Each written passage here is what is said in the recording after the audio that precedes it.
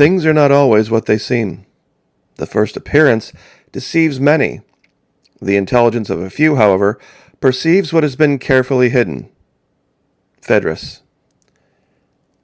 In this image, is this a deer crossing a road? Or is this simply a road that has been laid through the forest, and it's just a deer happening to walk by? I guess it would just depend on your perspective. In today's video, I would like to talk about something that a lot of people have brought to me and asked me if I'm afraid of. Florida Maquis, aren't you afraid of the secret nighttime flights that Biden is sending into Jacksonville, Florida? Not in the least. Not in the least. No more than anyone in the 13 colonies was afraid of people getting on ships and coming to the New World. But this is different. How? They were coming from places where there were kings and queens. They were coming from places where they lived under tyranny. And they were coming to the New World. Why weren't they afraid of the Italians or the Irish or the Scottish or the Portuguese or the Spanish? Boats showed up every day. And nobody tracked where anybody was going. They just went off into the colonies and did whatever they could do. Besides, what's being reported is 70 flights with about 2 to 3 dozen people on each. So doing the math, right around 2,500 people. In Jacksonville, a city of 1 million, that's not even a dent. Jacksonville Sheriff's Office can handle that amount of people with no problem. And believe me, if they need assistance, we stand ready. Besides, even if there was an issue with the people being here, our governor earlier today, and we had a live event where we covered this, offered up a perfect solution. What was his solution? He's going to put them on a bus to Delaware. It's just that simple. It's not any huge threat. We can put that many people easily, 3 dozen people on a big double-decker bus and send it north. Now that we know they're coming, now that we know what to look for, we will identify who the private contractors are, and we will sanction them so that they don't deal with the Biden administration anymore. And if they do, they won't make any money in Florida. And the people will be shepherded right off the plane and right onto a bus and directly across the state line north. Next stop, Dover. So it's not like it's some big deal. We have the situation well in hand, and it's nothing to be afraid of. The governor has actually much bigger fish to fry. We have a lot of things going on in Florida, standing up our own republic, but he has a secret weapon. Our First Lady, I'm sure many of you are aware recently, she was diagnosed with breast cancer, but that hasn't stopped her. She's been out and she has been doing her normal routine, and earlier today, she was at the Wakulla River, like she is this time every year, doing the redfish release with Madison and Mason, and just living life and enjoying life and not succumbing to the fear.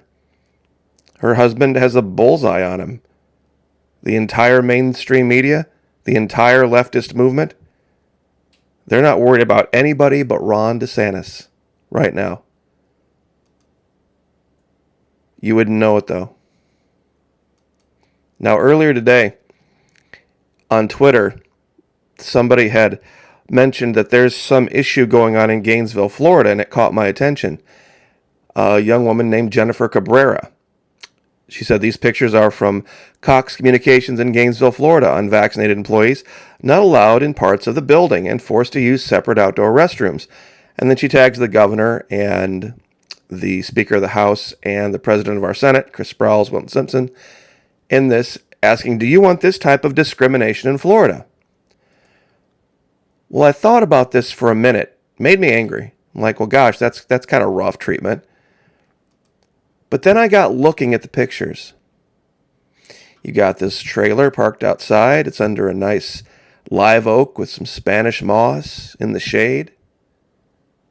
It's got a men's room. It's got a women's room. And there's really just a glass door with a sign where I guess the indoor restrooms are, but ask yourself a question. If the vast majority of the people in the building are vaccinated, and it's only a minority who aren't, wouldn't you be safer sharing a bathroom with fewer people?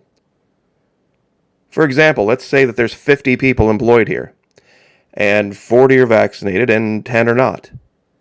And of that 10, 5 are women and 5 are men.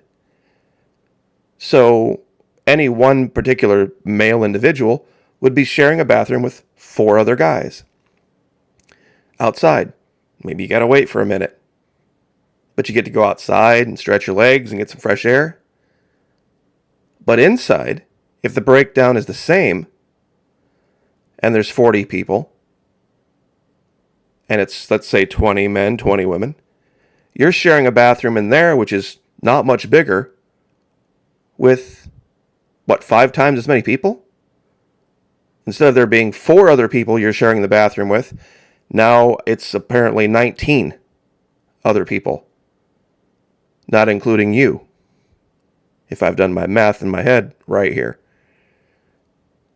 So if you would give me a choice, I would take the outdoor all day long.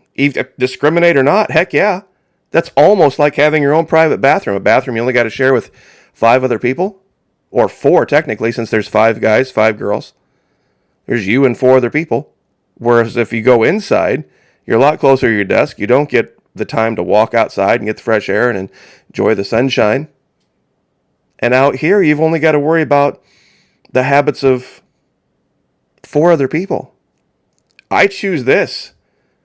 I choose this all day long. This is not a disincentive for me.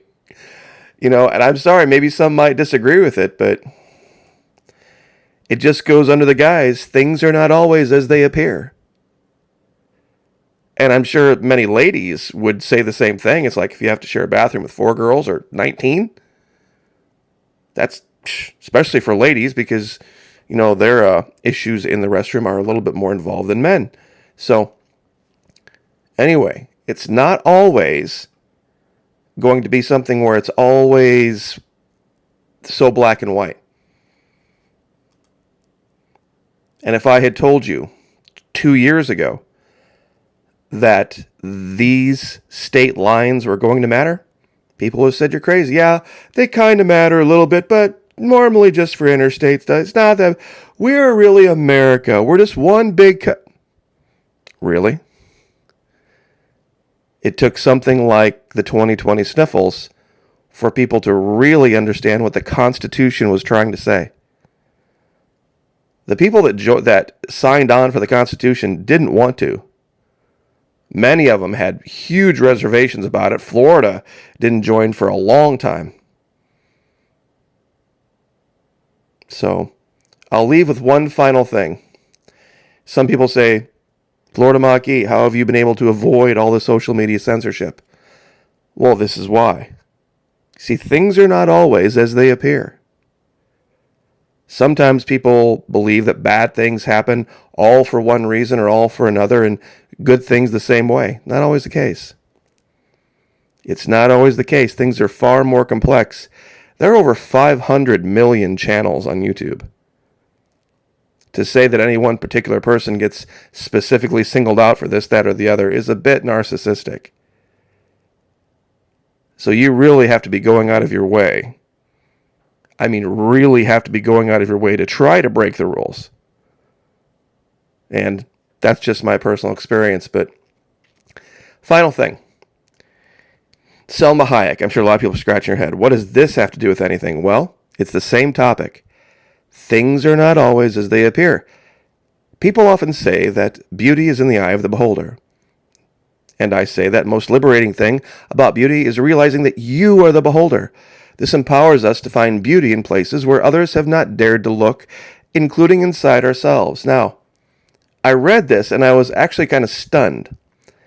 Because who remembers the movie From Dusk Till Dawn? Now, she was in this movie. This is from a while back. This is going way back. And in one scene, she does this dance with this boa constrictor, a yellow boa constrictor.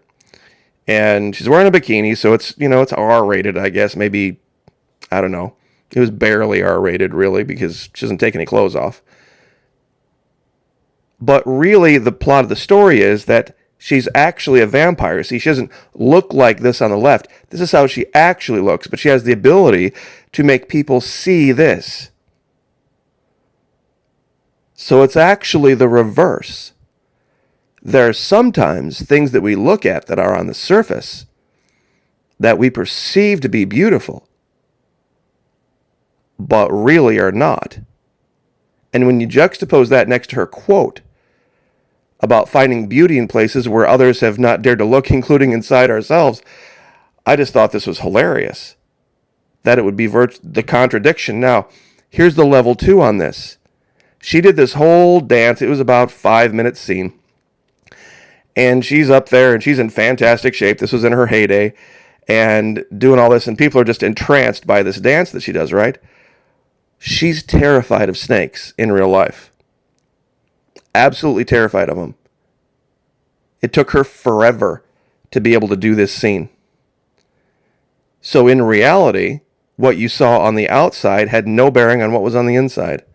In real life and in the movie plot. So I just thought, include this and have that be the cherry on the sundae, so to speak. Because you have all of these different examples of things that are not always what they seem. And first appearances deceive many. But if you use your intelligence and not your feelings, a few of you will perceive what's been carefully hidden. And I'll leave it there. God bless. Like, share, subscribe, and we will see you guys next time.